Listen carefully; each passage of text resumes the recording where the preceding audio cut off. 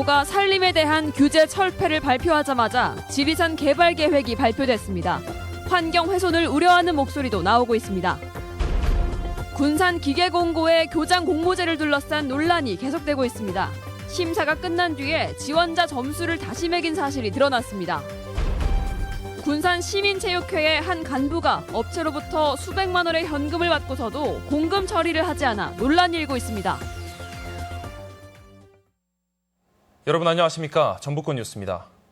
군산 기계공고 교장 공모는 시작 단계부터 공정성 논란이 있었는데요. 이번에는 심사위원들이 지원자 점수를 다시 작성한 사실이 드러났습니다. 이번 교장 공모제, 시작부터 과정까지 논란은 더욱 확산되고 있습니다. 강동엽 기자가 단독 보도합니다.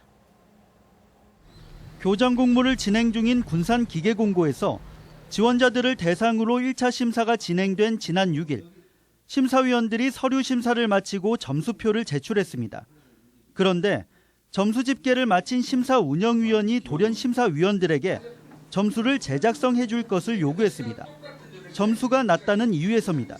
빠르게 나온 사람들이 몇몇 있다고 그렇게 점수를 주면은 진행상에 어려움이 있다라고 하시면서 이것을 좀 수정을 해줬으면 좋겠다라고. 그런데 이번 교장 공모는 심사 단계별로 과락 점수가 있습니다. 1차 서류 심사에서는 34점, 2차 면접에서는 51점을 얻지 못하면 탈락하는 겁니다. 이 때문에 최초 채점에서 34점 미만자가 두 번째 채점에서 구제됐다면 불공정을 넘어 위법의 소지까지 불거지게 되는 셈입니다. 심사를 주관한 학교 운영위나 학교 쪽에서는 심사 과정은 비공개며 문제없이 진행됐다는 입장입니다. 취재가 시작돼서야 사실을 알게 된 도교육청은 뒤늦게 사실관계 파악에 나섰습니다. 사실 좀 확인된 바가 없으니까요. 먼저 좀 거기 가서 확인을 좀 해보고. 지원 단계에서부터 불공정하다는 논란 속에 이번에는 점수를 다시 작성한 사실이 확인됨으로써 교장 공모제를 둘러싼 논란은 더욱 거세질 전망입니다. MBC 뉴스 강동엽입니다. 군산 시민체육회 간부가 물건을 납품했던 체육업체로부터 수백만 원의 현금을 받았습니다. 뒤늦게 되돌려주긴 했지만 논란을 피하기는 어려워 보입니다. 김하연 기자의 보도입니다. 군산시 체육의 요람인 군산시민체육회. 이 체육회의 간부가 지난 6월 한 업체 대표로부터 현금 500만 원을 받았습니다. 업체는 한 달 전 열린 전북 도민체전 당시 군산시 선수단의 유니폼을 납품했던 업체였습니다. 이 간부는 현금을 다른 직원에게 맡겼다가 20일 뒤쯤 되돌려줬습니다. 기부금 성격으로 돈을 받은 뒤 해외 출장을 떠났는데 돌아와 보니 논란이 벌어져 이를 되돌려줬다는 해명입니다. 생각을 못하고 이제 받은 거고, 그런 어떤 교육과 하는 그런 상황에서 이 시간이 좀 딜레이되고 그런 문제가 있었던 거지. 또 이미 선정이 끝난 업체인 만큼 입찰 과정에서의 연관성도 없다는 입장입니다. 개인적으로 누구한테 이거 한 것도 아니고 체육회에다 제가 후원금으로 드렸는데. 하지만 돈을 준 업체가 체육회와 밀접한 체육 물품업체라는 점에서 논란은 확산되고 있습니다. 군산시민체육회는 군산시로부터 연간 1억 4천만 원 상당을 지원받는 비영리 민간단체입니다. 군산시 체육회는 이사 중에 체육인은 소수이고 건설업체나 문화기획업체 등 업체 대표들이 다수 포진돼 있습니다. MBC 뉴스 김하연입니다. 제9호 태풍 찬홈이 북상하면서 전라북도 지방도 내일부터 간접 영향을 받겠습니다.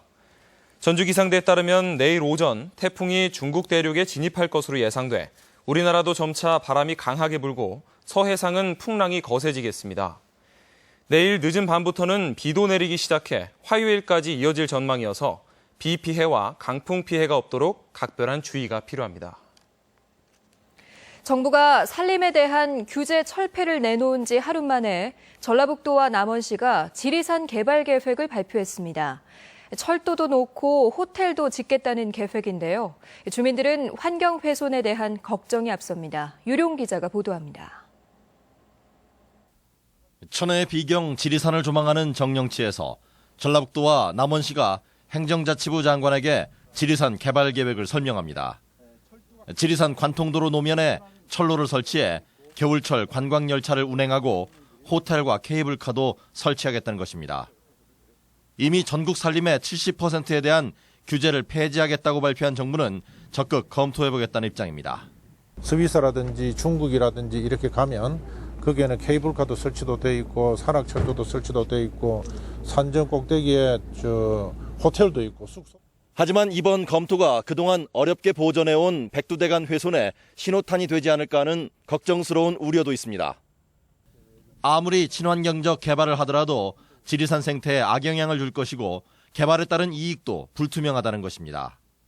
세계적으로 다들 개발이 아닌 보존으로 가고 있는데 환경을 오히려 행정시에서 더 의도적으로 훼손할 게 필요할까. 그래서 지금 갑자기 땅값이 평당 그전에 몇만 원이었다가 요 근래에 보니까 30만 원, 50만 원 엄청 올랐어요, 땅값. 전북녹색연합도 국립공원이나 백두대간은 유원지가 아니라며 품격 있는 관광자원은 규제 완화가 아닌 생태계 보존 의지에서 출발하는 것이라고 반박했습니다. 정부는 난개발을 막는다며 3만 제곱미터 이상 대규모 부지에만 개발을 허용할 방침이어서 과연 누구를 위한 산지 개발이 될지 의문이 적지 않습니다. MBC 뉴스 유룡입니다. 내일부터 도내 학교들이 방학에 들어갑니다. 전북교육청은 전주 상산고와 진안 한국한방고가 오늘 수업을 종료하고 내일부터 한 달가량의 방학에 돌입한다고 밝혔습니다.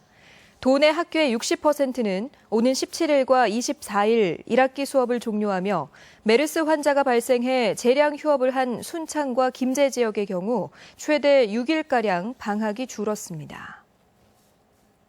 한 주간의 문화 소식을 전해드리는 시간입니다. 장맛비가 멈추고 오늘은 오랜만에 제대로 된 여름 더위가 찾아왔는데요. 시원한 부채바람을 맞으러 가봅니다. 이경희 기자입니다. 소담스러운 연꽃이 수줍게 피어납니다. 단아한 자태가 부채의 아름다움을 더합니다. 더위를 쫓는 용도 외에도 햇빛을 가리는 부채는 따로 있었습니다. 어른들께 붙여드린 부채는 좀 더 크고 단정합니다. 조충익 선자장은 전통 부채부터 현대적 감각의 부채까지 시대를 아우르는 작업을 하고 있습니다. 단선 부채의 매력이 선자장의 손끝에서 시원하고 호방하게 꼽힙니다. 부채를 붙여가지고 몸을 식히는 것도 좋지만은 아름다운 예술품을 만들어가지고 사람들이 감상했을 때 보기만 해도 좀 사람들이 감동받을 수 있는. 전주 고유의 합죽선이 기품 있는 자태로 고고한 매력을 뿜어냅니다. 부채장인인 아버지와 전수자 아들의 신작 25점으로 드라마와 영화에서도 만나볼 수 있었던 작품들입니다. 젊은 한국 화가는 부채에 여름을 입혔습니다. 세밀하게 표현된 여름 풍경이 바라만 봐도 청량감이 느껴집니다. 그런 자연에서 제가 얻어지는 그런 주제, 소재를 찾아서 꽃, 나무, 새 이런 것들을 그림을 표현하고자. 장인들의 정성이 빚어낸 우리 부채가 한여름을 이겨낼 수 있는 시원한 바람을 일으키고 있습니다. MBC 뉴스 이경입니다. 전라북도가 탄소산업 육성을 위한 구체적인 실행 방안을 발표하며 주도권 확보에 나섰습니다. 전라북도는 5,500억 원 규모의 메가 탄소밸리 예비 타당성 조사 통과와 국가 공모 사업 등을 통해 2025년까지 매출 10조 원, 기업 유치 240개, 고용 창출 3만 5천 명을 달성하겠다고 밝혔습니다.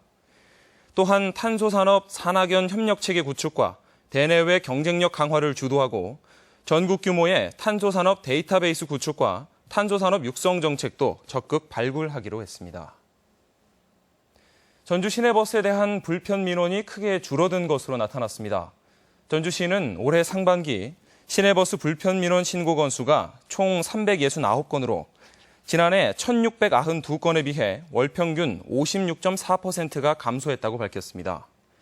불편 신고 유형별로는 39%가 승객이 있는데도 정류장을 지나치는 무정차로 가장 많았고 결행과 승차 거부가 그 뒤를 이었습니다. 전교조 전북본부는 오늘 풍남문 광장에서 정부의 전교조 탄압 중단과 법원의 전교조 합법 지위 인정을 요구하는 집회를 개최하고 100만 명을 목표로 대국민 서명운동을 벌이기로 했습니다. 전교조는 지난해 해직교사가 노조원으로 가입돼 있다는 이유로 법의 노조로 분류돼 정부와 법적 다툼을 벌이고 있습니다. 이어서 오늘의 간추린 소식 전해드립니다. 전라북도가 장애인들에게 정보통신 보조기기를 지원합니다. 지급될 기기는 특수 제작한 언어훈련 소프트웨어와 영상전화기 등 7가지입니다. 군산 해경에 따르면 올 상반기 어업질서 위반이 45건으로 지난해 83건에 비해 크게 줄었습니다. 이 가운데는 무면허 조업행위 등이 생계형 범죄가 많았습니다. 완주군 이서면에 별마루 작은 도서관이 문을 열었습니다. 혁신도시와 가까운 곳에 문을 연 별마루 도서관은 500여 권의 장서와 북카페 등으로 구성됐습니다.